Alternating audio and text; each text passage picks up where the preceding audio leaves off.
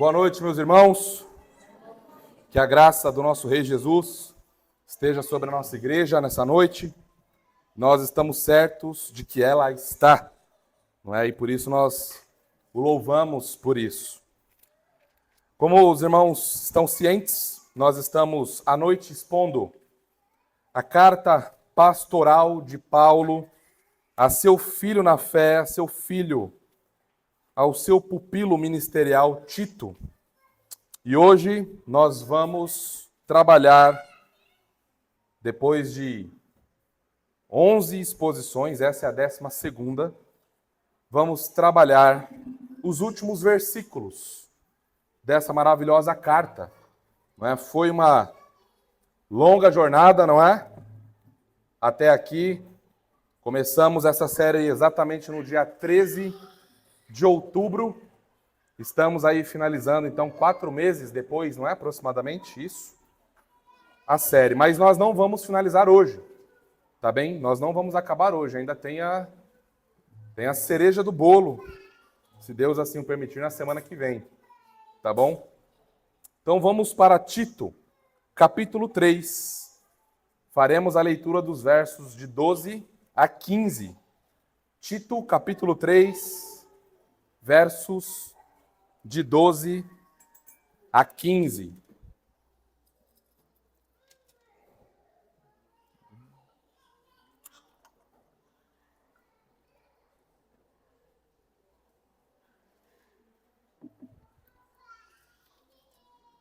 Vamos ler o que o nosso Deus tem a dizer a nós nessa hora.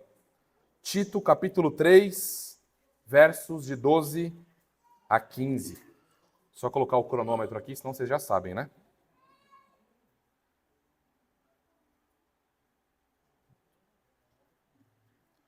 Diz assim o Santo Livro: quando te enviar Ártemas ou Tíquico, apressa-te a vir até Nicópolis ao meu encontro.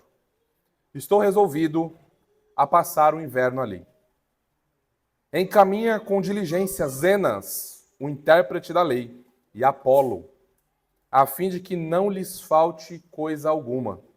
Agora, quanto aos nossos, que aprendam também a distinguir-se nas boas obras a favor dos necessitados, para não se tornarem infrutíferos. Versículo 15.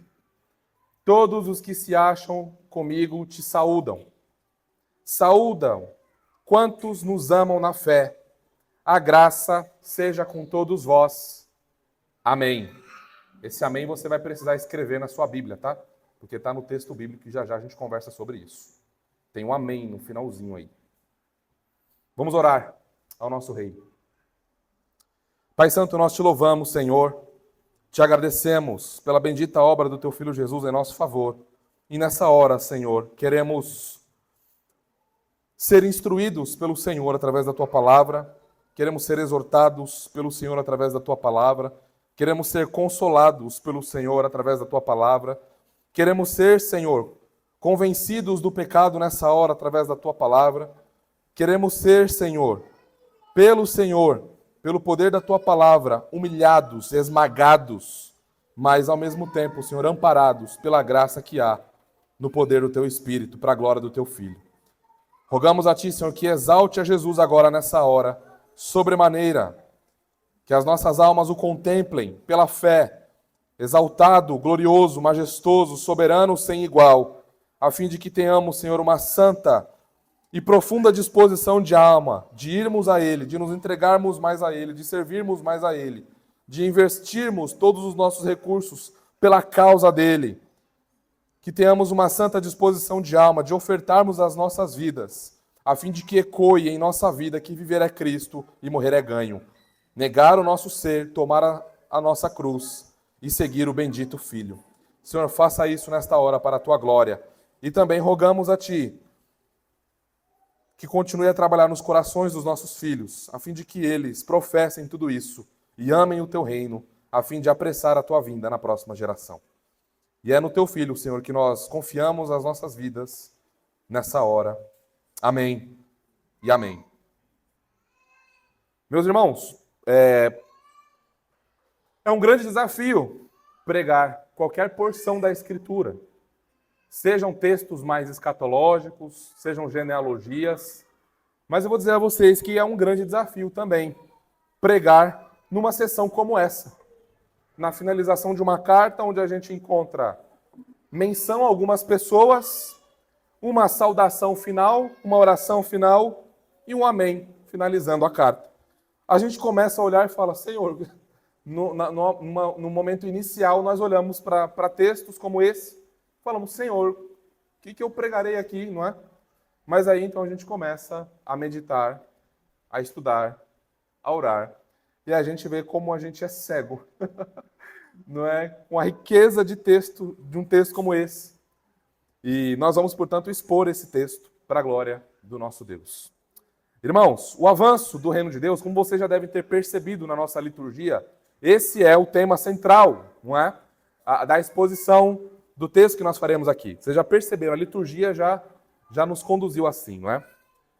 Por mais que seja óbvio, nós precisamos lembrar que o avanço do reino de Deus não é uma tarefa solitária, não é uma tarefa isolada. O corpo de Cristo cresce para a glória de Deus quando seus membros trabalham juntos, quando eles cooperam para o avanço do Evangelho. Dito isso, gostaria de compartilhar com os irmãos um fato verídico na história da igreja que nos serve de introdução para este sermão. No século XVIII, Deus levantou um homem chamado William Carey. Provavelmente vocês já ouviram falar dele, muito conhecido, muito popular. Ele é o pai das missões modernas. William Carey também é conhecido por combater o hiper-calvinismo do seu tempo. E diferente do que rola aí em redes sociais, hipercalvinismo não é dizer, por exemplo, que arminiano não é irmão, tá? Historicamente falando, o hipercalvinismo ele está associado com uma visão distorcida da soberania de Deus, do decreto da predestinação, de tal forma que não é necessário que evangelizemos, pois os eleitos, os predestinados, virão a crer de qualquer maneira. Por que eu estou mencionando isso? Porque essa foi a peleja, uma das lutas de William Carey, reformado, batista, pós-milenista, não é? Do seu tempo. Ele, por ver uma profunda frieza em relação à evangelização, à pregação do evangelho, note, ênfase aqui, William Carey, reformado, calvinista, tá certo? Mas ele notou uma certa inércia, frieza em relação à pregação do evangelho no seu tempo. E ele profundamente influenciado por Jonathan Edwards, por David Brainerd. Se você nunca leu o diário de David Brainerd, compilado por Jonathan Edwards, você está desperdiçando a sua vida, tá bom? Já coloca na tua lista de leitura, por favor, tá bem? Então, o William Carey foi profundamente influenciado pelos puritanos, por uma escatologia otimista e vitoriosa, que afirma, com base na Escritura, que o reino de Jesus Cristo avança soberano e antes da segunda vinda, esse reino vai tomar as nações, ele cria nisso. Tinha essa escatologia, por isso ele chegou aonde chegou. Então, William Carey chegou à seguinte conclusão: eu preciso pregar o evangelho na Índia, um país não alcançado, mas eu não posso fazer isso sozinho. Eu não tenho condições, eu não tenho recursos para fazer isso. Então o que William Carey fez? Ele, em 1792, ele desafiou os líderes, os pastores, os cristãos de sua época em relação à pregação do evangelho. Por mais que ele tenha sido desdenhado de alguns pastores, não é, que zombaram dele, em relação a acusações falsas que fizeram sobre ele não acreditar na soberania de Deus, por conta, né, de uma visão distorcida da predestinação, ele desafiou e ele disse: esperamos grandes coisas de Deus, portanto, empreendamos grandes coisas para Deus. A sua ousadia e o seu desejo de proclamar o evangelho chamou a atenção de alguns outros batistas, calvinistas e reformados, sendo um deles Andrew Fuller, outro batista, calvinista, pós-milenista, e juntos com outros mais fundaram a Sociedade Missionária Batista no século XVIII. Vejam, por uma ênfase escatológica e um desejo sem igual de pregar o evangelho, vidas e corações são movidos. Carey chegou em 1793 na Índia e lá ficou por 40 anos. Carey dedicou sua vida em pregar o evangelho na Índia por 40 anos. Ele lá traduziu a Bíblia para 5 dialetos, né? 5 línguas indianas, a Bíblia completa. Ele aprendeu, se dedicou, aprendeu o idioma e traduziu para 5 línguas, não é, lá que eles falavam, e mais algumas partes da Bíblia para 20 dialetos indianos.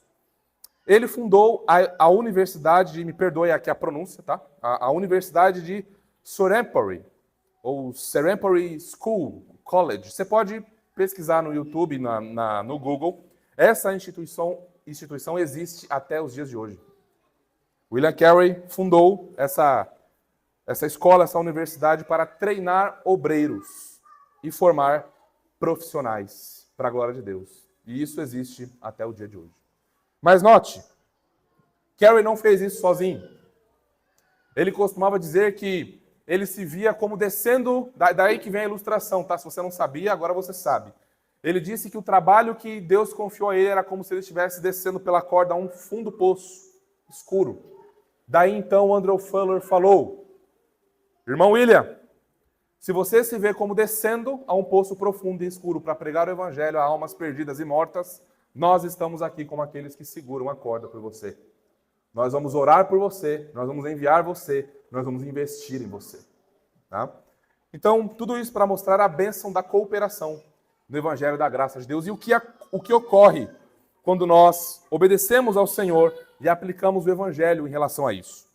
Daqui, irmãos, vem, portanto, o título da nossa mensagem. O título da nossa mensagem é Sem Tempo para Perder.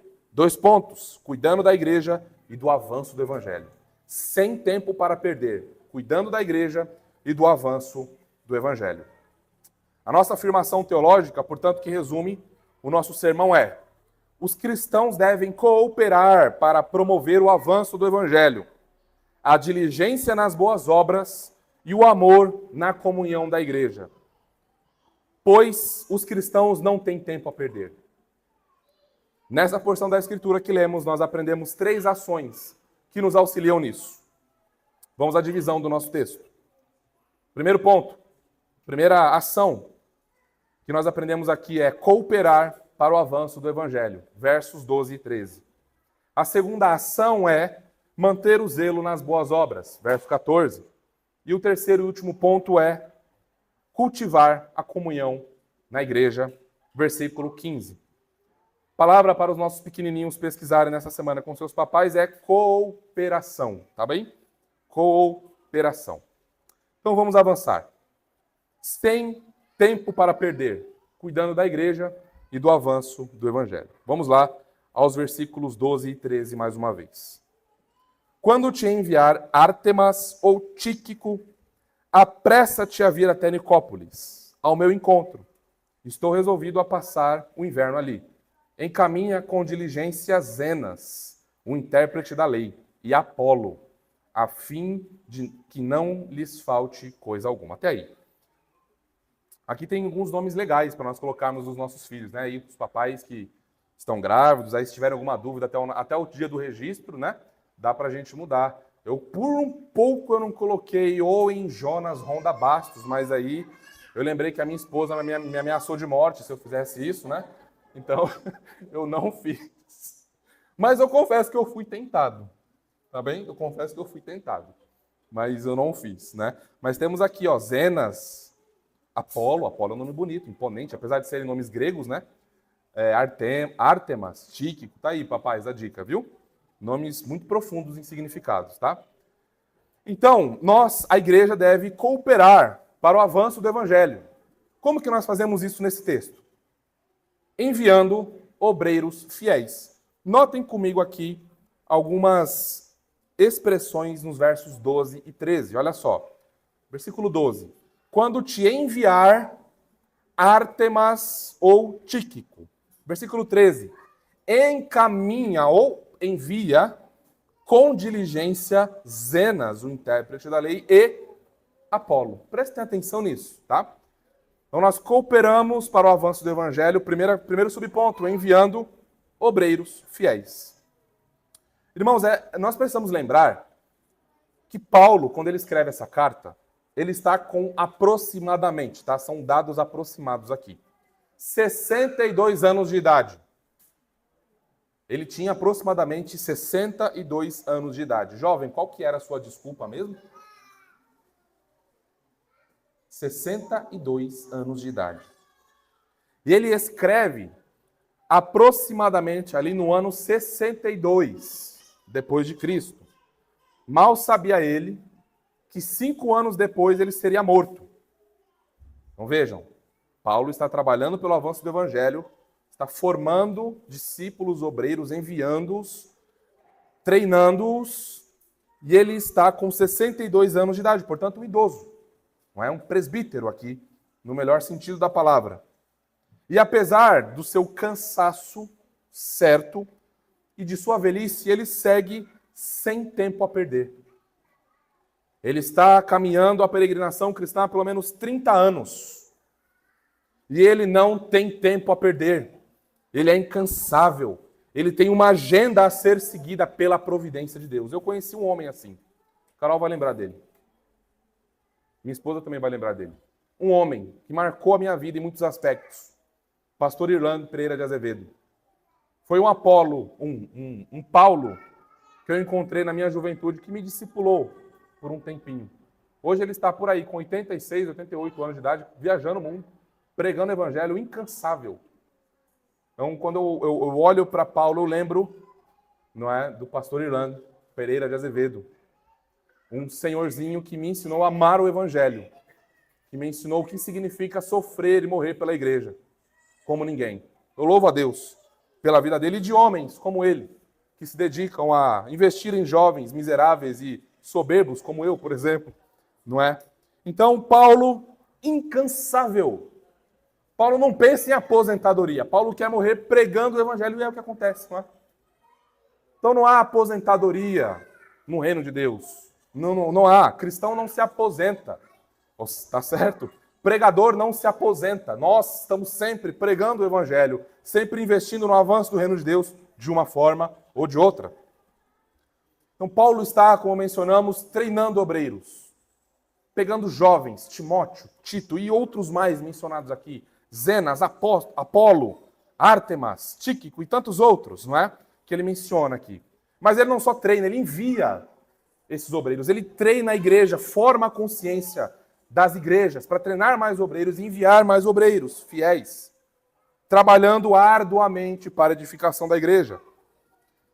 Ele mostra também que no reino de Deus o avanço se dá pela cooperação e não pelo individualismo. Paulo, hebreu de hebreus, meus irmãos. Hebreu de hebreus. Formado aos pés do Gamaliel, a sumidade teológica do tempo. PhD em Antigo Testamento. PhD em literatura hebraica. PhD em leitura da Torá. PhD em tipologia. Quando o Messias vier, eu sei mais ou menos o que esperar, não é? Só que não sem ter os olhos abertos pela graça, né? Então, homens fiéis que não são conhecidos e que não são extraordinários, mas homens comuns que confiam no seu grande Deus e por conta disso esperam grandes coisas. Nós temos alguns nomes que são mencionados aqui, nós vamos dar uma olhadinha neles agora. Mas esses homens não são homens extraordinários. Não são homens extraordinários. Paulo não é um homem extraordinário. Ele é um pecador como nós, que Deus inspirou para trazer sua palavra a nós e que foi usado pelo poder do Espírito Santo como nós, com a exceção da inspiração, obviamente, não é? Podemos também ser usados.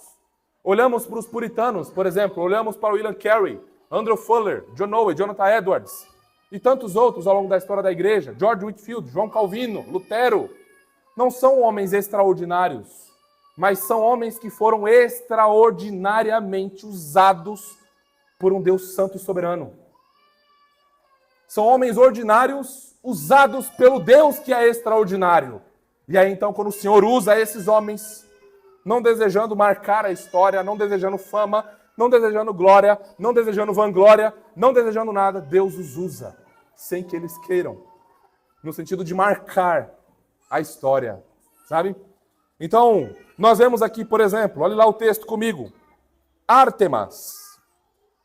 Ártemas é um nome que você não vai encontrar em nenhum outro lugar no Novo Testamento. Ele só é mencionado aqui. Ártemas. Quem foi Ártemas? Não sabemos. Mas sabemos que Paulo o achou digno de mencionar no final de sua carta, como um cooperador no Evangelho. Alguém que Paulo olhou e falou, ele pode ser enviado. Ele está pronto, ele está apto, ele foi treinado. Eu o conheço. Os irmãos o conhecem, tem um testemunho. Mas ele não é mencionado em nenhum outro lugar no Novo Testamento. E se Paulo não tivesse mencionado Ártemas aqui, ele não seria mencionado em nenhum outro lugar. Seria profundamente desconhecido por nós. Nós não estaríamos mencionando agora nesse sermão. Então, apesar de não termos muitos registros, na verdade não temos mais nenhum registro, né, só esse, sobre Ártemas, nós podemos louvar a Deus pela vida dele, porque ele foi um cooperador do Evangelho da graça de Deus.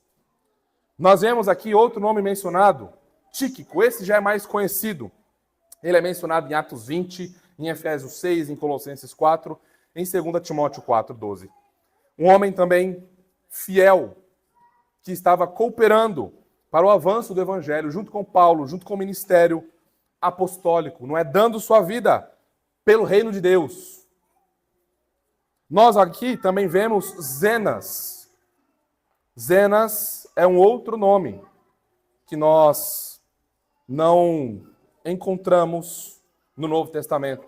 É a primeira e única referência a ele é aqui, a Zenas. E o curioso é que o nome de Zenas, o nome de Zenas, né, deve te lembrar Zeus. O nome de Zenas é um tributo a Zeus, não é? Então você vê aqui, Apolo, por exemplo, é um deus grego. Você vê nomes comuns, Deus salvando homens comuns, homens do povo, para que eles sejam cooperadores do Evangelho. Interessante que quando Paulo menciona Zenas e Apolo, ele acrescenta uma coisinha diferente ali. Ó. Ele diz assim, ó, com diligência. Quer dizer, envia Zenas com diligência, o intérprete da lei. Diligência aqui é zelo, é cuidado. Olha, envie Zenas e Apolo de maneira zelosa, de maneira planejada, de maneira cuidadosa. Eu quero que eles sejam enviados com muito cuidado. Essa é a ideia aqui, tá? Agora, Zenas, aqui chamado de intérprete da lei, muito provavelmente, ele por ser grego, né, por conta do seu nome, aqui não necessariamente significa que ele é um intérprete, alguém que tem expertise na lei mosaica. Apesar de ele ser um crente, ser alguém com conhecimento do evangelho, da lei de Deus, provavelmente aqui quando Paulo coloca intérprete da lei, significa que ele é um jurista. Tá? Ele é um jurista, um intérprete da lei romana, um advogado ou algo assim. Tá certo? Mas ele é um cooperador no evangelho, alguém digno de ser enviado com zelo e com cuidado. Irmãos, Zenas e Ártemas não são mencionados em nenhum outro lugar. Agora, quantos mais cooperadores não foram mencionados no Novo Testamento? E que deram suas vidas, provavelmente foram mortos no Coliseu, que provavelmente nunca tiveram suas histórias, e não terão suas histórias registradas nos livros de história do cristianismo. Esse é um encorajamento para nós, sabiam? Porque nós não precisamos ficar buscando por vanglória. Nós não precisamos ficar buscando que os nomes sejam conhecidos. Nós não precisamos ficar desesperados. A nossa igreja não está lá no top 5 das igrejas reformadas, da revista Gospel, não sei das quantas. Nós não precisamos nos preocupar com isso. Nós devemos nos preocupar com o avanço do Evangelho. Aqui é o que nós devemos realmente focar e dar a nossa vida. Pelo avanço do Evangelho. Não é como nós mencionamos, homens na história da igreja não buscaram ter seus nomes registrados lá, eu vou fazer isso aqui, eu vou refutar o catolicismo, eu vou escrever um compêndio de teologia sistemática, eu vou escrever um tratado sobre meditação, eu vou escrever um tratado sobre oração, eu vou escrever um tratado sobre a Trindade contra os neo-arianos. Eles estavam servindo a igreja. E no serviço à igreja, o Senhor abençoou o intelecto, abençoou a vida, abençoou a família de tal forma que eles tiveram um grande sucesso para a glória de Deus, e hoje nós podemos consultar suas obras para nossa edificação e deleite. Então, Deus usa cristãos comuns, como Ártemas, Zenas, Tíquico, Apolo, como você, como eu. Então, esse é um grande encorajamento a nós. Deus usa pessoas simples. Deus não está em busca dos... Tudo bem que Deus salvou Paulo, não é? Para ser apóstolo aos gentios, uma sumidade em teologia na época. Mas note que o Senhor ocultou os mistérios do evangelho aos doutores da lei, mas revelou aos simples, aos pequeninos. O Senhor Jesus diz isso. Que aprove ao Senhor ocultar o mistério de Cristo dos doutores, dos legalistas, dos fariseus, daqueles que confiavam em si mesmos. Mas o Senhor se agradou, por uma vontade de beneplácito soberana, a revelar o mistério de Cristo, a glória do evangelho aos pequeninos, aos simples. Então, irmãos, eu olho para isso e vejo um grande encorajamento.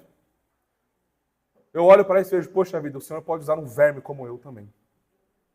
Não para minha glória, mas para a edificação da igreja, para a edificação dos meus irmãos. Significa que Deus também, meus irmãos, pode usar você com grande poder e glória para o avanço do evangelho. Talvez você não seja como um Apolo.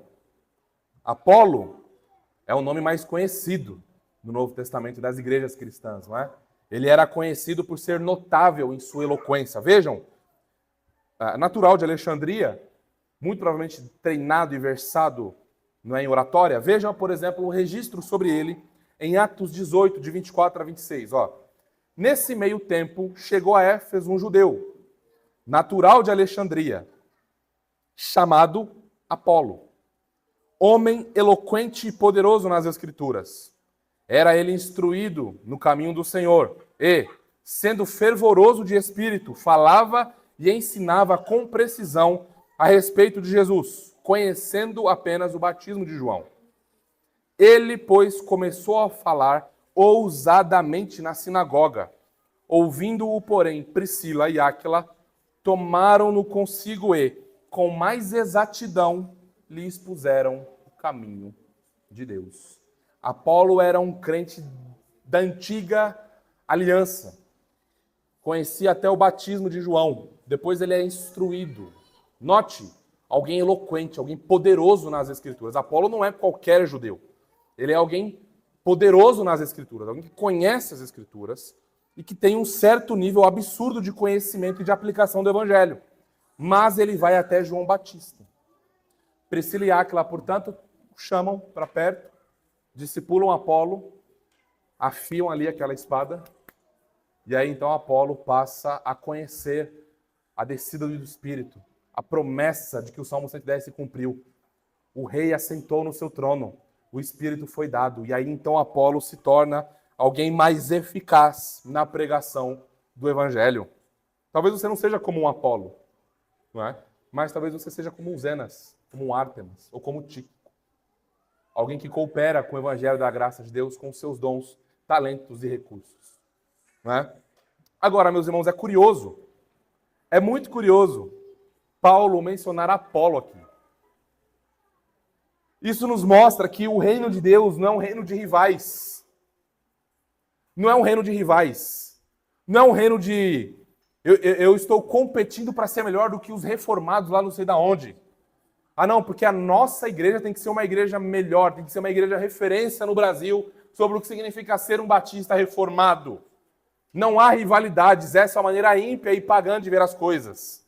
Porque Paulo está citando Apolo. E no final do seu ministério ele diz que João Marcos é útil. Lembram a briga que teve com João Marcos?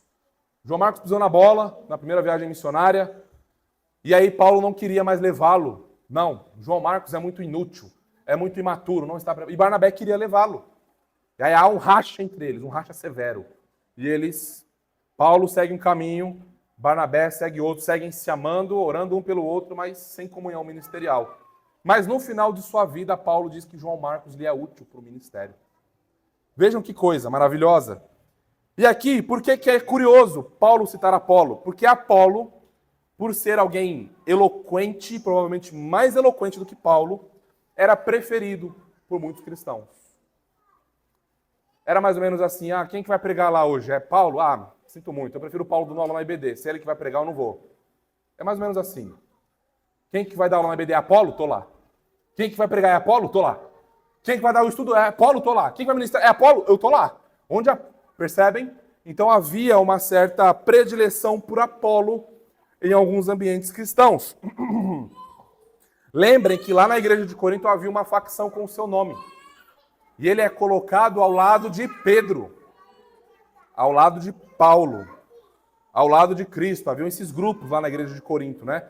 E uns diziam pertencer à facção de Apolo, mostrando que ele sim tinha profunda influência, que ele sim tinha profunda eloquência também. E olhem, e provavelmente ele era, em alguns aspectos, até mais habilidoso do que o próprio apóstolo Paulo. Em alguns aspectos, alguns julgavam Apolo até superior a Paulo em alguns momentos, não é? Mas não deve haver rivalidade no reino de Deus. Isso é imaturidade, isso é pecado, isso deve ser varrido do nosso meio. Isso impede o avanço do reino de Deus. Veja como que isso se manifesta. Eu dei alguns exemplos, né? A minha igreja é maior que a sua. Você é reformado? Mas a minha igreja é maior que a sua. Você é reformado, mas você não é tão reformado assim. A sua liturgia é meio capenga, sabe? Não. Os meus pastores são mais eruditos. Os pastores de vocês aí nem são formados em teologia. Os nossos são. Olha, eu confesso que eu prefiro pastor X pregando do que pastor Y. O que é isso, irmãos? Rivalidades, facções iniciando no seu coração, na sua alma. Eles têm lá um templo legal, bacana, mas nós investimos mais em missões do que eles. Quer saber? Eu não quero ninguém fazendo sombra à minha... Opa, bati aqui. Não quero ninguém fazendo sombra à minha liderança. Quer saber? Seminarista prega uma vez por ano. Não, é muito. Seminarista prega, deixa eu ver. Ele pode falar no encontro de jovens só. Uma vez por ano. No resto eu que falo. Não, o irmão ali, não. Não, o púlpito é meu. Não quero ninguém fazendo sombra. O púlpito é meu, a direção da igreja é minha. Eu sou presidente da igreja. Não. Irmão, espera um pouquinho aí, né? Aguenta um pouquinho aí, fica um pouquinho no banco. Sua hora vai chegar. No milênio dispensacionalista, a sua hora chega, né?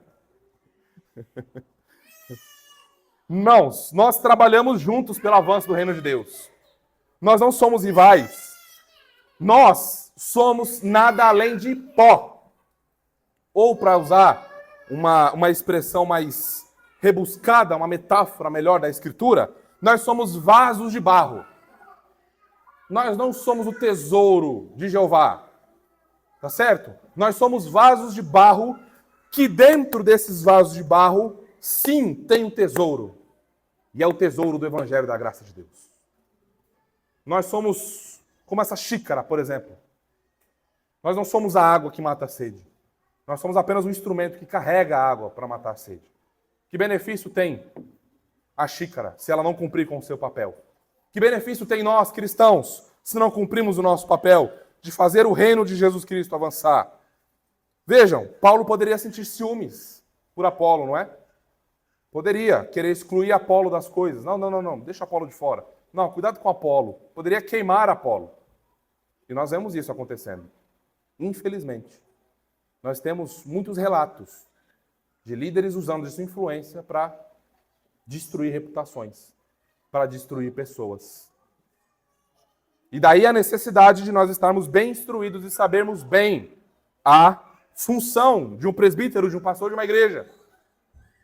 Que se Paulo usasse de sua influência nas igrejas, ele poderia acabar com a reputação de qualquer pessoa. Mas ele, salvo pela graça, entende que não é assim que funciona. Que ele está no fim de sua vida, ele não tem tempo para imaturidades. Paulo maduro, Paulo presbítero, não quer lidar, não quer entregar sua alma a vaidades. Irmãos, como é triste. Liderança, pastores, homens que deveriam ser referências para o povo de Deus, entregando sua alma, sua vida a vaidade, querendo construir o seu nome, sabe? Investindo tempo, investindo recurso, investindo vigor para essas coisas, para essas imaturidades. E o pior, pessoas velhas, pessoas aí de 50 a mais.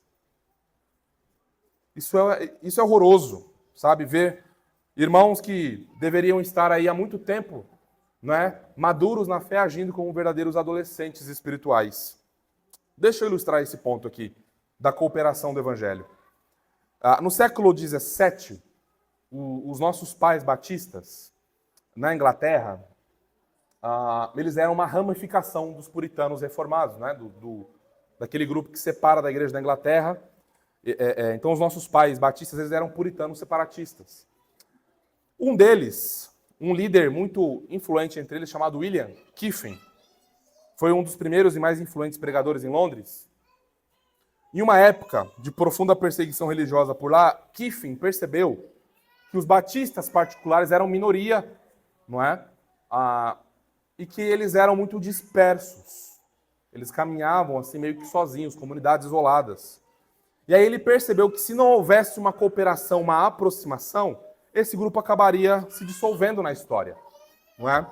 E aí então, o que acontece? Ele também vendo a necessidade de um apoio missionário, e ele, como alguém abastado e abençoado pelo Senhor, apoiou trabalhos e plantações com suas rendas. Ele sustentou igrejas, projetos missionários com os seus recursos. E aí então, em 1689, data cara para nós, não é? Após a Revolução Gloriosa, os batistas se reuniram para a primeira assembleia particular, onde os batistas assinaram ali a sua Confissão de Fé Batista de 1689. Essa confissão, baseada na Confissão de Fé de Westminster e na Declaração de Fé de Savoy, a base dela, não é? Foi um esforço cooperativo entre as igrejas batistas para firmarem sua confissão de fé. Agora, no que creem quem são os batistas particulares? São aqueles arminianos lá, aqueles loucos anabatistas? Não, não são anabatistas. São aqueles arminianos lá que negam o batismo infantil? Não, não são. Quem são eles? Está aqui, ó.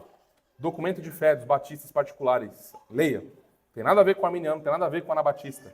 Então ali, nessa comunhão de igrejas, surge cooperação, surge aliança e surge uma declaração de fé que trata da identidade desse povo chamado batista particular. Então o avanço do evangelho não depende apenas da pregação, mas depende também da cooperação entre os santos. E daqui então os batistas particulares foram avançando e crescendo e chegando até hoje no Brasil, e nós estamos aqui, por exemplo, com a nossa confissão de fé disponível para lermos e comprarmos e estudarmos. Então, irmãos, nós precisamos ter isso em mente. Nós precisamos de cooperação. Nós precisamos unir as forças para o avanço do evangelho do reino. Nada de rivalidade, nada de facção, muito pelo contrário. Unidade para a pregação do evangelho da graça de Deus. E nós podemos cooperar de uma segunda maneira aqui para o avanço do evangelho, que é sustentando obreiros fiéis. Olha o versículo 13. Encaminha com diligência Zenas, o intérprete da lei, e Apolo, a fim de que não lhes falte coisa alguma.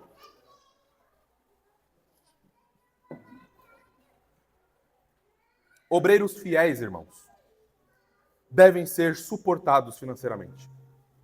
Agora é um assunto espinhoso, não é? Vamos mexer, né, Fê, com aquele escorpião que fica no bolso, né? E ele fica ali, e ninguém tira aquele escorpião dali. Há algumas pessoas que vão até mais longe, dizendo que uma evidência de um coração convertido é uma carteira aberta. Eu não iria tão longe assim, né? Essa é uma paródia, uma piada, né? Que demonstra aí a avareza e o nosso pecado e o apego ao dinheiro. Então nós vamos lidar com esse assunto aqui muito tranquilamente. Olha lá, encaminha com diligência. Nós já vimos que isso aqui é envia com cuidado. E aí depois, a fim de que não lhes falte coisa alguma. É uma ênfase. Envie com cuidado, ó, não faltando coisa alguma. Deixa eu ilustrar algo que aconteceu bem recente aqui na nossa igreja.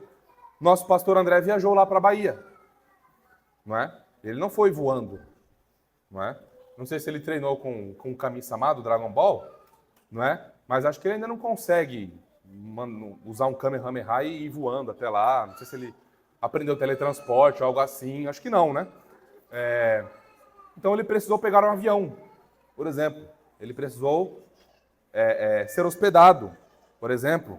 Ele precisou de tempo para estudar, para as palestras, para abençoar os irmãos lá na Bahia.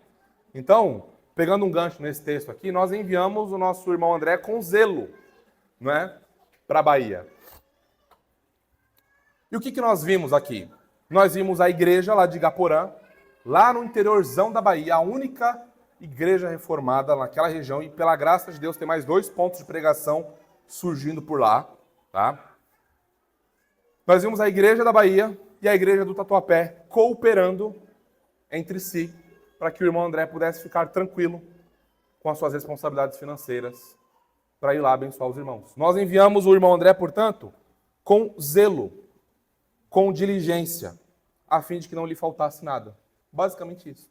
Nós aplicamos aqui, ó, de maneira explícita o evangelho da graça e o cuidado, como os irmãos de lá também fizeram. Então, por isso que é praxe entre igrejas que têm condições, quando convida um pregador, perguntar, irmão, como é que você vem? É gasolina, é carro, você vende de transporte? Por favor, nós estamos convidando você. Então, nós queremos que nada falte, nem a você e nem a sua família. É uma maneira de nós glorificarmos a Deus e honrarmos aquele irmão, aquela pessoa que Deus chamou para nos abençoar naquele momento. E nós, tendo condições, abençoamos aquele irmão com uma oferta.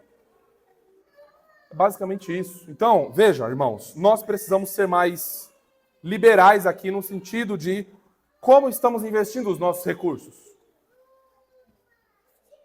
O quanto as nossas famílias e nós, de maneira individual, não casados, obviamente, né?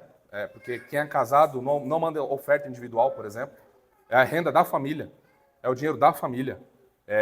Não existe a minha esposa manda uma oferta e eu mando outra. Não, é a renda da família. É o salário da família. Eu trabalho, mas o salário é da família. Minha esposa trabalha, o salário é da família. Não é dela, não é meu. É do Senhor. E nós administramos juntos para a glória do nosso Deus. Como que nós estamos investindo as nossas finanças?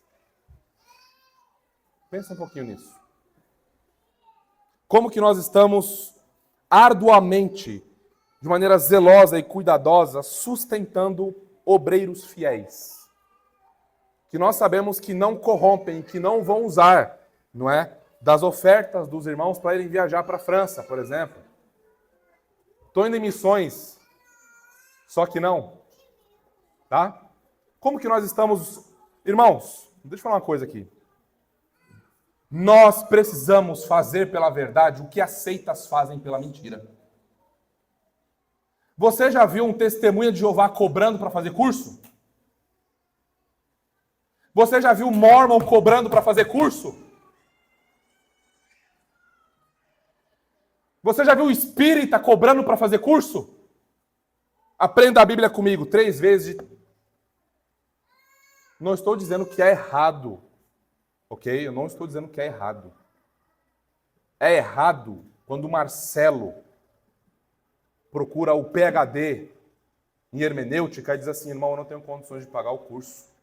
Poderia liberar para mim? E ele diz não. Aliás, não é nem ele que responde. Ele é tão intocável que quem responde é o suporte lá. Talvez é um robô. Isso sim revela onde está o coração. Avarento. Avarento. Sanguessuga. Chupando as ovelhas, matando as ovelhas. Isso sim é errado. Eu escrevi um livro, Léo, não tenho condição de comprar, cara, eu compro para você. Cara, eu vou conversar na editora, vou ver se eles liberam um PDF para você. Não vá para a pirataria. Não vá por esse caminho. Não vá. Se você não tem condição de comprar, procura a editora, peça a autorização. Se não der, não vá por esse caminho. Eles vão se ver com Deus. Tá? Então, nós devemos fazer pela verdade o que as seitas fazem pela mentira. Se a gente for no metrô ali agora, provavelmente nós vamos encontrar, pelo menos às vezes que eu passei lá, pessoal, testemunho de Jeová entregando revistinha, entregando curso, dando o telefone, sendo acessível, querendo fazer uma visita na tua casa. Perceberam, irmãos? Nós precisamos tomar cuidado com isso. Muito cuidado com isso. Então, o avanço do reino deve ser tão importante para nós que devemos investir nosso dinheiro. Sim. Orar, principalmente. Pregar, sobremaneira. Mas nós também devemos investir financeiramente para que o reino avance. Precisamos investir as nossas vidas nisso, irmãos. Nós temos sonhos, desejos de plantar novas igrejas, de preparar homens na nossa igreja local, de dar curso para vocês crescerem junto conosco, para que a pregação de vocês seja mais eficazes. Mas isso não acontece sem o nosso engajamento.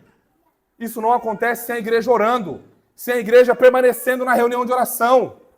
Se você quer o avanço do reino, primeiro, antes de ofertar, cadê você na reunião de oração? Cadê você orando em sua casa? Não é só, tá bom, toma aqui R$1 milhão e acabou. Se você é crente, você tem a sua vida importante nesse processo. Não é só se eu estou orando e acabou. Orar, maravilha, é uma parte do trabalho.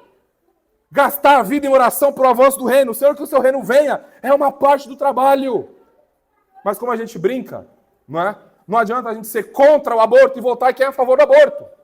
Da mesma forma, não adianta dizer, Senhor, vem o teu reino e eu estou aqui paradão, tranquilão, enquanto pessoas estão indo para o inferno.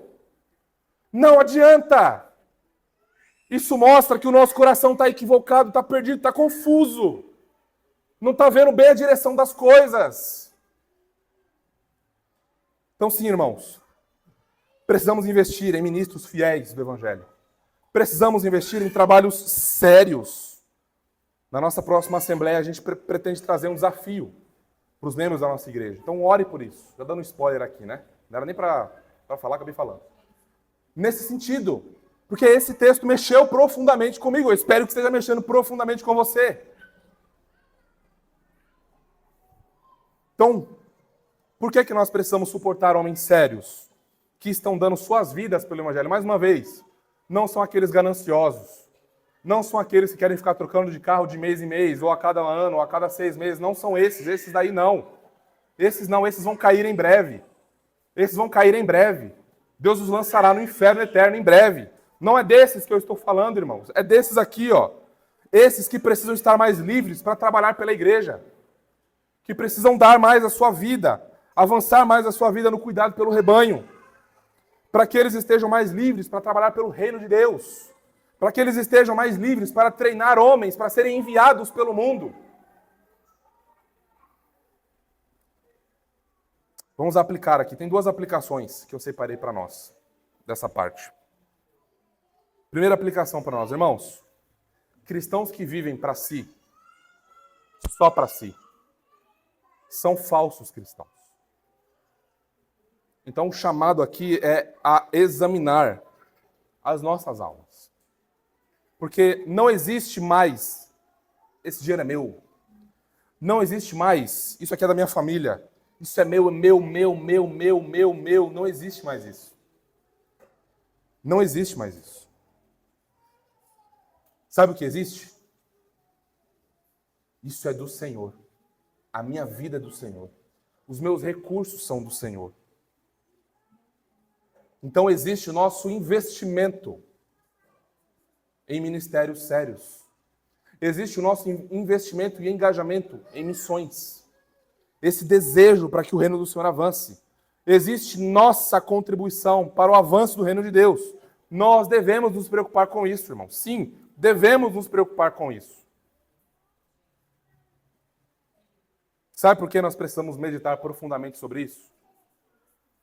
Uma pesquisa foi feita em 2013. Está desatualizado isso.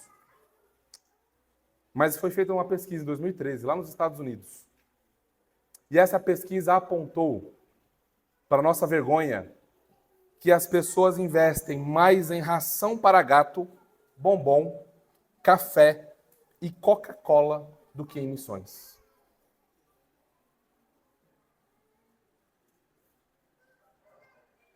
Os cristãos estão mais preocupados com o sabor de pizza que eles vão comer no final de semana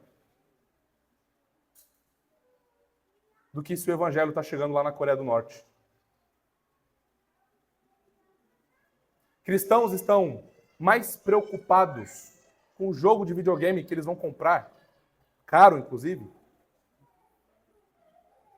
do que se a nossa igreja está administrando os recursos certos e corretos para missões. Cristãos estão mais preocupados com o preço do café no Brasil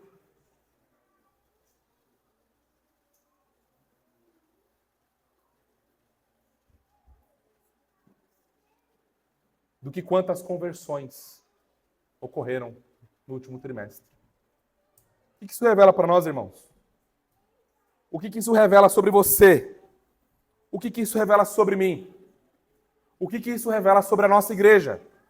O que isso revela sobre a condição da nação? O que isso revela sobre a condição da nossa família? Então precisamos pensar sobre isso. E precisamos reformar nossa vida aqui sobre isso. Porque não temos tempo a perder. Cuidando da igreja e do avanço do evangelho. Segunda maneira, segunda ação que nós encontramos aqui para cooperar para com o avanço do evangelho é manter o zelo nas boas obras. Versículo 14. E notem, é a quinta vez que Paulo fala numa carta de 3 capítulos sobre boas obras. Boas obras, mulheres. Boas obras, pastores. Boas obras, membros da igreja. Boas obras, membros da igreja. Sejam diligentes em boas obras. Atenção nas boas obras. Agora, quanto aos nossos, que aprendam também a distinguir-se nas boas obras, a favor dos necessitados, para não se tornarem infrutíferos. Para não se tornarem infrutíferos. Boas obras aos necessitados aqui, no contexto que Paulo acabou de mencionar, aos pregadores do Evangelho. Aos pregadores do Evangelho que têm alguma necessidade e que precisam ser cuidados. Mas também se referem aos pobres e às viúvas na igreja, ou a quaisquer outras pessoas em necessidade em nosso meio. E nós temos lutado para que, ao detectar algum irmão em necessidade, tesoureiros, Marcelão, Vitão, cancela a compra de qualquer coisa, vamos socorrer aquele irmão. Tem condição? Vamos socorrer aquele irmão. Ah, se exploda as caixas de som, vamos socorrer aquele irmão. Quebrou o microfone, vamos socorrer o irmão. Alguém necessitado entre nós, vamos socorrer. Porque é mandamento. Boas obras envolvem isso, cuidar dos de dentro e dos de fora. E nós devemos nos preocupar com isso. E eu queria chamar a atenção de você, membro dessa igreja, que você se importe realmente com isso, que vocês procurem o Marcelo, procure o Vitor, segundo tesoureiro, para saber, irmão, não espere o trimestre acabar para a Assembleia Ordinária, para a gente mostrar como que as coisas estão sendo administradas, não. Fala, meu irmão, quero saber como é que estão as coisas. Tem algum irmão sendo socorrido? Tem alguém pensando de alguma coisa aí? Porque esse mês aqui sobrou uma graninha ali, e nós em família decidimos que nós íamos viajar, mas nós vamos segurar um pouquinho aqui e nós vamos ofertar um pouquinho mais. O que é isso? É um coração generoso. É um coração cuidadoso. É um coração, olha, o que está acontecendo aí? Então, alguém está precisando de alguma coisa? Os pastores, os líderes? O que está acontecendo na igreja? Então, percebem, irmãos? Eu sei que nós devemos nos preocupar com aqueles grandes gigantes que nos vêm praticamente todo mês, ao longo de todos os dias, os boletos. Quase invencíveis, não é? Mas eu queria conduzir vocês a pensarem, à luz disso, que a nossa renda deve ter também, os nossos olhos em relação à nossa renda, deve ter uma outra perspectiva também. Se nós estamos trabalhando só para pagar boletos, nós não temos condição nenhuma nem de ofertar na igreja, nem de socorrer alguém. Nós não estamos usando os nossos recursos para a glória de Deus. Será que nós estamos orando por isso? Será que nós compreendemos essa visão, essa cosmovisão que o Evangelho nos traz, de sermos liberais, de abrir o bolso realmente? Das boas obras. Mas não, as boas obras aqui não são só dinheiro, não são só cuidar financeiramente dos irmãos, mas é qualquer necessidade. Ó, o texto diz, distinguir-se nas boas obras a favor dos necessitados. Então, por exemplo, nós temos irmãos que vêm de longe, necessitam de um lar no dia do Senhor. Vamos abrir nossa casa para recebê-los. É uma boa obra. Irmãos necessitados de um lar.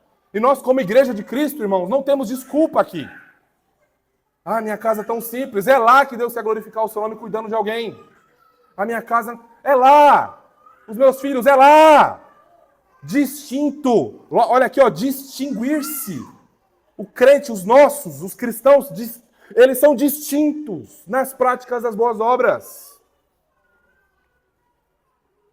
Para que os homens vejam a nossa luz brilhando e exaltem o Pai que está nos céus. Ímpios falando isso. Olhando para você, por que você está fazendo isso? Ah, vem aqui, era o que eu precisava. Deixa eu mostrar para você o que a graça fez comigo. Por que você está agindo desse jeito? Deixa eu mostrar para você o que a graça fez comigo. Irmãos, essa é a 5ª vez que eu menciono aqui, porque Paulo menciona boas obras. A pergunta que eu tenho a fazer para a nossa igreja, e para você que está acompanhando essa série, seja online, seja aqui presencial, é: o que mudou, ou o que está mudando em sua vida, desde o primeiro sermão que você ouviu sobre boas obras? Essa pergunta é para você, não é retórica. Você precisa responder. O Espírito Santo está sondando a sua mente. Você precisa responder para ele. Sabe por quê, irmãos? Porque eu preciso alertar vocês. Eu preciso alertar vocês e a mim, tá? Eu também estou dentro dessa. Para que a gente não se torne ou já nos tornamos infrutíferos.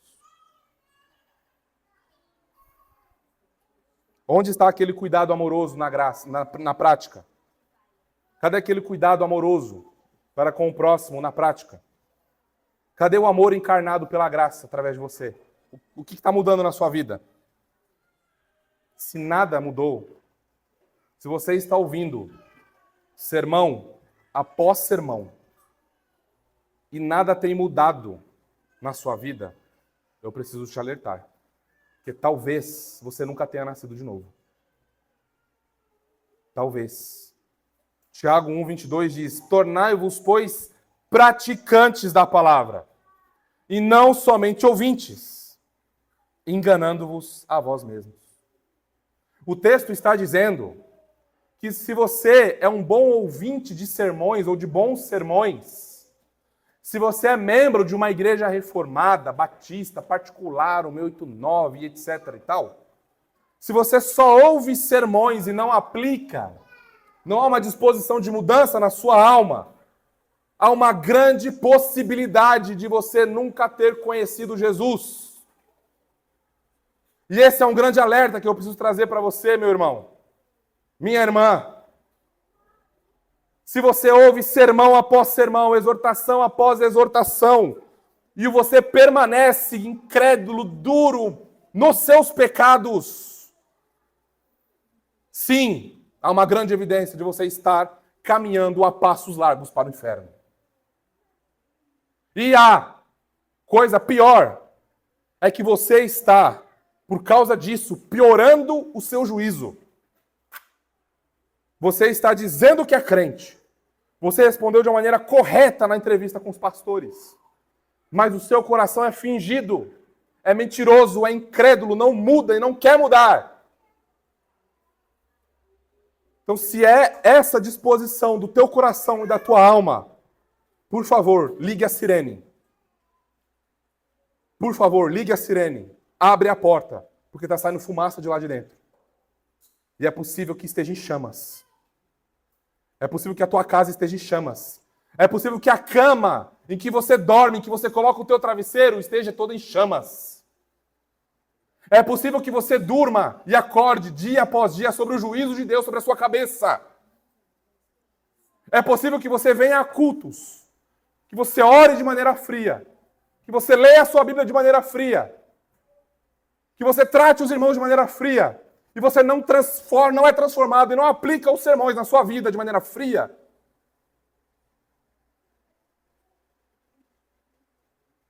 Porque você, apesar de professar com os lábios, tem o coração distante do Rei da Glória. Então, irmãos, essa não é uma mensagem de condenação. Essa não é uma mensagem de condenação. Essa é uma mensagem de exortação. Se você estiver seguindo por esse caminho, você deve, hoje, agora, implorar ao Senhor que visite você e dê você arrependimento.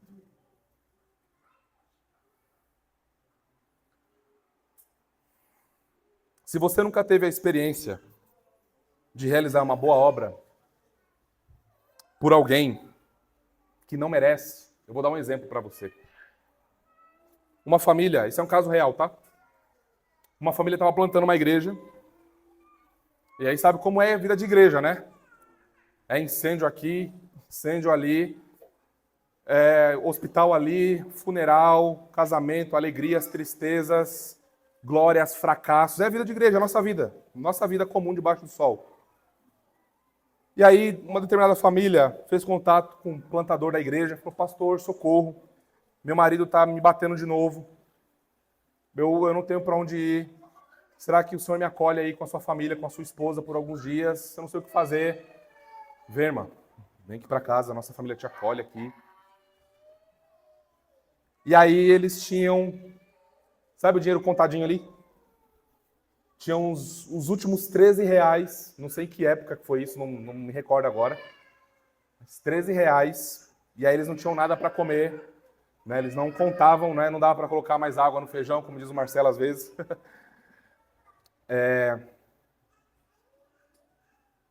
E aí, a família chegou, a mãe e a filha, e aí tá lá e tal, então eles queriam tratar bem, receber bem, então eles pediram uma pizza. Eles não falaram o sabor da pizza, porque eles queriam fazer uma surpresa para a família, né? Comprar a pizza, uma coca lá e tal. Aí chegou a pizza, né? Era uma pizza de calabresa. As últimas economias da família foram usadas ali para receber bem aquela família. E aí a filha fez um escândalo. Chuta por quê?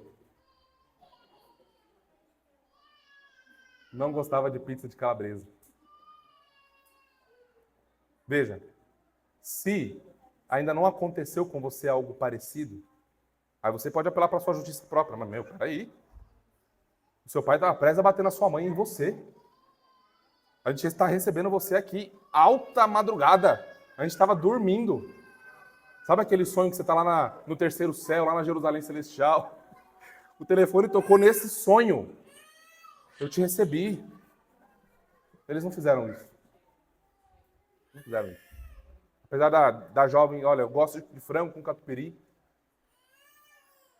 Eles não fizeram isso. Pediram perdão, desculpa, a gente queria receber vocês bem, então vamos nos virar aqui com o que tem. E vida seguiu. Se fosse alguns de nós, diríamos assim, nunca mais. Vai ligar, aqui ó, vou desligar o telefone. Vai ligar para outro. Irmãos, não é assim. Ah, mas ele é pastor. É um irmão seu, padecendo necessidade. Note, Paulo poderia olhar para Apolo com ciúmes, mas não, ele é maduro. Ele não se dá essas coisas. A gente pode olhar para aquilo, nossa, que menina nojenta, né? Nossa, que paladar mais horroroso. Poderíamos pensar isso, mas não. A menina tá louca. Ela está nervosa, ela está ansiosa, é uma mulher. Ela quer descarregar sua carga emocional em alguém. Percebem como um olhar gracioso, batizado no Evangelho, muda a perspectiva das coisas? Uns olham e falam, nossa, que menina xarope. Não, pastor, manda embora. Não. Um olhar do Evangelho vai dizer assim, ela estava quase a ver o marido bater de novo na mãe. E ela ia apanhar também. Então, vejam, é isso. Então, se você ainda não se desentendeu com o irmão da nossa igreja, recebendo-o em casa, ore por isso, isso vai acontecer. Que o Senhor dê sabedoria a você para agir com graça nessa situação. Sabe? Vamos aplicar. Irmãos, precisamos sair da nossa zona de conforto. Precisamos planejar em família ações específicas e diretas para abençoar aqueles que precisam de cuidado. Aqui no nosso contexto, nós vemos pastores necessitados, líderes, precisam de sustento financeiro, mas há outras boas obras que podemos fazer pelos nossos irmãos, pelos nossos pastores. Tem muitas outras boas obras que podemos fazer aqui. Nós mencionamos algumas. Segunda aplicação, nós precisamos olhar para dentro e para fora da igreja. Os domésticos da fé têm prioridade no cuidado. Isso é fato. Não tem o que discutir aqui. Mas às vezes tem alguém também na nossa família que não é crente. Nosso vizinho precisando de um socorro. E notem, nós sempre contemplamos a glória de Deus. Eu vou fazer uma visita, é para a glória de Deus. Eu vou aconselhar alguém para a glória de Deus. Eu vou confortar alguém para a glória de Deus. Eu vou mandar um áudio no WhatsApp para alguém, é para a glória de Deus. É esse, irmãos, é esse o coração nosso. Aí eu vou falar sobre trabalho, é para a glória de Deus. Eu falo sobre família, é a glória de Deus. Eu vou fazer qualquer coisa, é a glória de Deus. Eu vou tomar um suco de laranja, como disse o nosso querido John Piper, para a glória de Deus. Esse é o nosso objetivo último e final de vida. Então, irmãos, precisamos considerar também que boas obras abrem um caminho para a proclamação do Evangelho. Abrem o caminho, rasgam o caminho. Fala, essa pessoa é diferente. Eu já vi tanto crente por aí, né? Mas, poxa, eu nunca via você falar mal de ninguém no trabalho, por exemplo. E toda vez eu vejo lá as rodinhas, né? E não vejo você lá. Eu vejo todo mundo saindo para beber, para falar sobre imoralidades, e você não está lá. Eu vejo o pessoal falando assim, assado de mulher, de relacionamento sexual no casamento. Você é diferente. Por que você é diferente? São ET? Não, não são ET, não. Né? Eu sou da Jerusalém Celestial, já ouviu falar? Então deixa eu te exortar aqui, pecador, vem cá. Percebem? As boas obras servem para mostrar que aquilo que fazemos realmente não está de acordo com os padrões mundanos. Porque nós não estamos mais mortos em nossos delitos e pecados. Isso muda tudo, irmãos. Notem como o Evangelho da Graça extrapola os 5 pontos de Dort. Estão vendo? Extrapola. Então a pergunta aqui é, me diz como que a expiação definida está movendo o teu bolso em missões. Mudou, né? Mudou a perspectiva. Ficou mais difícil agora, não ficou? Me diz como que a eleição incondicional está fazendo você um marido mais dedicado. Uma esposa mais amável. Mudou, né? A figura. Não dá para debater isso na internet, né? Aliás, nem tem isso na internet, né? Irmãos, é a glória de Deus o nosso fim último. Não podemos esquecer disso. Tudo que fazemos é para a glória de Deus. Último ponto, portanto, a última ação que nós estamos considerando, porque lembrem, nós não temos tempo para perder. Nós precisamos de uma igreja reformada e precisamos cuidar do avanço do Evangelho. Nós precisamos de uma igreja verdadeiramente cristã. Então nós não temos tempo a perder, irmãos. Se você estava perdendo seu tempo sem pensar nessas coisas, eu espero que você tenha pesadelos comigo, pregando sobre isso. Eu espero que você não durma nessa noite. E depois você me diz, Léo, você é ocupado. Eu vou ficar muito feliz. E depois a gente ora junto e resolve isso. Eu te pago uma pizza de frango, se você quiser. Tá bom? Ou de calabresa também. Também. Porque, irmãos, nós precisamos ficar incomodados com isso. Nós precisamos ficar incomodados com isso. Isso não pode entrar aqui e sair aqui. Isso tem que entrar aqui, descer, rasgar o nosso coração, quebrar o nosso coração em 1000 pedaços. E fazer as nossas mãos se mexerem. Trabalhar, nossos pés. Vamos fazer alguma coisa. O que a gente faz, esposa? O que a gente faz? O que a gente tem que fazer? E o último ponto é cultivar a comunhão na igreja. Versículo 15. Todos os que se acham comigo te saúdam. Saúda quantos nos amam na fé. A graça sejam com todos vós. Escreva agora um amém aí na sua Bíblia, tá?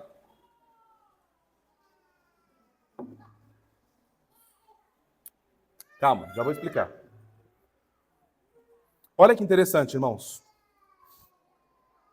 Paulo escreveu essa carta e provavelmente Zenas e Apolo foram seus entregadores, os seus carteiros, não é? O correio da época ali. E apesar de Paulo escrever para Tito, notem o que ele diz aqui, ó. Todos os que se acham comigo te saúdam. Tem uma igreja aqui, Tito, sabendo do seu trabalho aí, em Creta. Saúda quantos nos amam na fé. A graça seja com todos vocês. Ele não diz com você. Todos vocês. Então é uma carta que era lida em público. A igreja inteira acompanhava a leitura dessa carta. E Paulo diz, olha, com todos vocês. Então, mais uma vez, nós não fomos chamados para caminhar sozinhos, irmãos. Não fomos chamados para caminhar sozinhos. Tem um movimento muito ruim, muito ímpio, surgindo aí na rede social, que diz assim, olha, mas é melhor você ficar numa igreja, é melhor você ficar na sua casa, sem igreja nenhuma, do que você congregar. Se não tiver essa teologia aqui específica. É um movimento do inferno, irmãos. Porque ainda que as igrejas, como a nossa confissão diz, sejam menos puras e outras mais puras, eu não estou falando de heresia, tá? Eu não estou falando de seita. Eu espero que os irmãos estejam me entendendo. Há igrejas sim que são mais fracas, doutrinariamente falando. Mas, irmãos, ficar sem congregar, ficar sem essa bendita comunhão dos irmãos, é tudo que o diabo quer. É tudo que ele quer, né, Jaque? Quer que você esfrie, quer que você tenha um cérebro teológico muito bom, mas que só vive em rede social. Você não serve ninguém, não ora por ninguém, não abençoa ninguém, não serve ninguém, não investe em ninguém. Que teologia é essa? Não é a teologia que moveu William Carey a pregar o evangelho na Índia. Não é a teologia que moveu os nossos pais puritanos. Não é a teologia que moveu João Calvino a enviar, o único reformador a enviar protestantes, os primeiros protestantes no Brasil enviados por Calvino. Porque ele cria que o evangelho tomaria as nações e o mundo. Havia uma semente de pós-milenismo no Calvino, certo? Que é se vocês me permitem dizer isso. Né? Uma escatologia otimista. Não é a teologia que moveu os nossos pais batistas. Não é. Não é. Não é. Seja anátema qualquer um que promova isso. Não ouça isso. Queime isso. Afaste do seu coração isso. Deus nos fez para caminhar na igreja, com o corpo de Cristo. O seu dedinho, mindinho do pé, ouse arrancá-lo e veja se você consegue caminhar. Tão insignificante, né? Você só sente quando você bate ele na pontinha de algum móvel lá. Aí você, puxa, meu dedo mindinho existe aqui, né? Ele parece tão insignificante. Mas ele tem o seu valor no corpo de Cristo. Então, nós devemos nutrir uma profunda e intensa comunhão na igreja de Cristo. Nós fomos feitos para congregar. Nós fomos feitos para estar em família. Não é bom que o homem esteja só. Ninguém foi feito para caminhar sozinho. Você não se basta. Eu não me basto. Nós precisamos uns dos outros. Precisamos frequentar as casas uns dos outros. Sim, precisamos estreitar os laços, precisamos conversar ao longo da semana. O nosso grupo no WhatsApp é uma tentativa muito fraca de manter todo mundo ali, conectado, pedido de oração, alguém foi internado, a visita, não sei o quê. É uma tentativa fraca, mas os irmãos devem extrapolar isso. Os irmãos não devem se contentar com isso. Devemos ir além disso. Compartilhar nossas lutas, aflições, conquistas. Às vezes temos lutas específicas que não conseguimos pôr no grupo. Deixa eu procurar um irmão mais sábio. Deixa eu procurar um irmão que possa me ajudar. Deixa eu procurar uma irmã para me ajudar. Quando você está sozinho, você vai procurar quem? O teólogo na internet, que nem te conhece, não sabe onde você mora, não sabe, não chora com você. Irmãos, nós precisamos cuidar da nossa comunhão na igreja de Cristo. Chorar com os que choram faz parte da nossa vida cristã. E se alegrar com os que se alegram também. Esse é o paradoxo, né, da glória do Evangelho nas nossas vidas, desse lado do céu. A comunhão da igreja nos faz contemplar a comunhão na eternidade com o nosso Rei.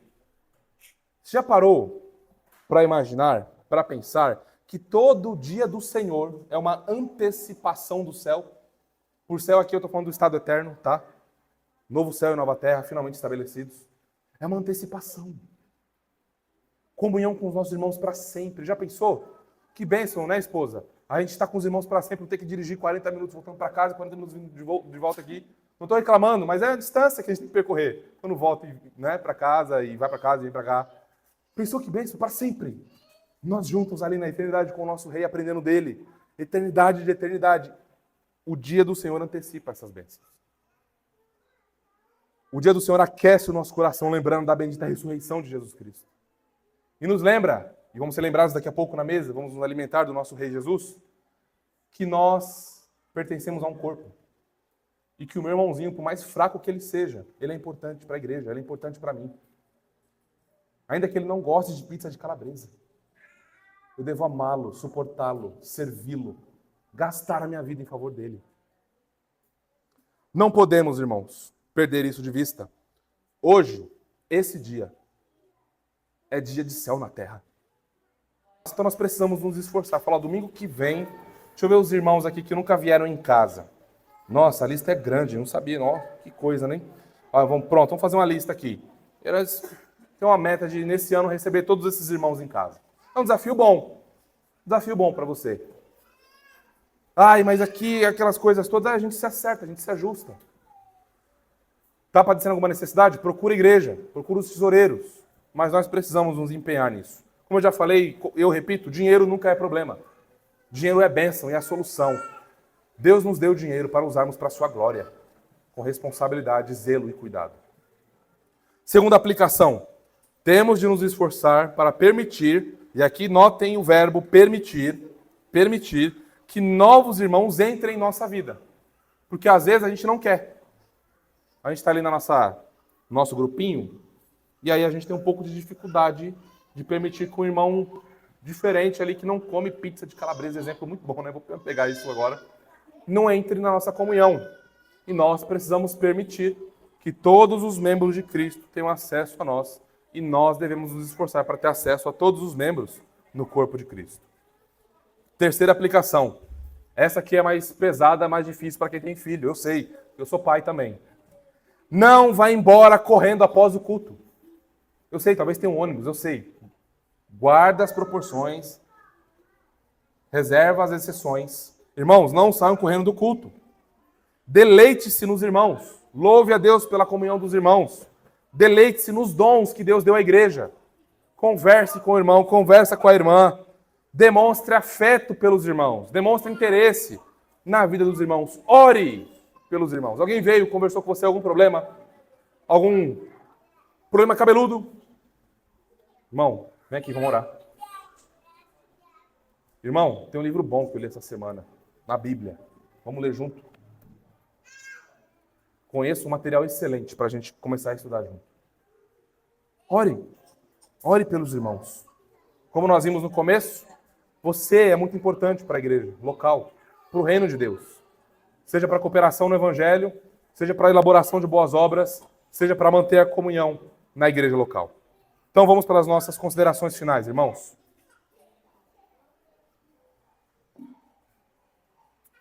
Sem tempo para perder. Cuidando da igreja e do avanço do evangelho. Esse é o título da nossa mensagem. Nós vimos 3 ações que vão nos auxiliar nisso. A primeira delas é cooperando para o avanço do evangelho, mantendo o zelo nas boas obras e cultivando a comunhão na igreja local. E isso, irmãos, só faz sentido porque Jesus Cristo amou pecadores. Porque Jesus Cristo se entregou por pecadores. Porque Jesus Cristo ressuscitou para justificar pecadores. Porque Jesus Cristo ascendeu aos céus, está à direita do Pai, intercedendo por pecadores, para que o seu reino avance.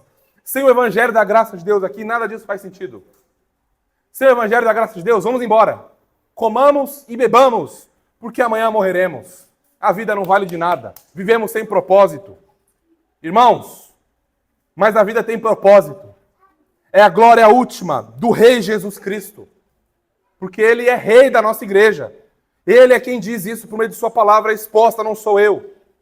Então, irmãos, nós precisamos, nessa hora, fazer um exame pessoal. E eu quero convidar você a, em espírito de oração, fechar os seus olhos, baixar sua fronte e a pensar nessas questões que eu exporei a vocês nessa hora. Fazendo um exame pessoal da sua alma e orando ao Senhor, pense nessas questões. Como você está trabalhando em sua vida, família e igreja para explicar, para aplicar isso que ouvimos? O quanto você tem trabalhado pelo avanço do Evangelho?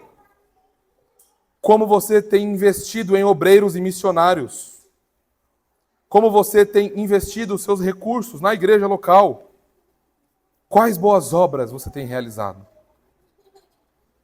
Você tem desfrutado de comunhão genuína com os irmãos? Assuma hoje um compromisso com o Senhor, de sair da sua zona de conforto e a viver um cristianismo além da teoria, que promova o avanço do Evangelho, a prática das boas obras de maneira intencional e a valorização da comunhão na igreja, para a frutificação, pela graça e para a glória do Senhor. Pai Santo, muito obrigado, Senhor, pela Tua palavra. Nós te louvamos pelas benditas exortações, correções e consolo que encontramos no Teu Evangelho. Senhor, nós rogamos a Ti, dá-nos sabedoria, zelo e vigor espiritual para, Senhor, cooperarmos para o avanço do Teu Evangelho, para sermos diligentes em boas obras, para sustentarmos nossos ministros e missionários, para termos zelo pela comunhão em nossa igreja local. Pedimos isso para a glória do Teu Filho Jesus e bem da nossa igreja e avanço do Teu reino, Senhor. E é nele que nós oramos e agradecemos. Amém e amém.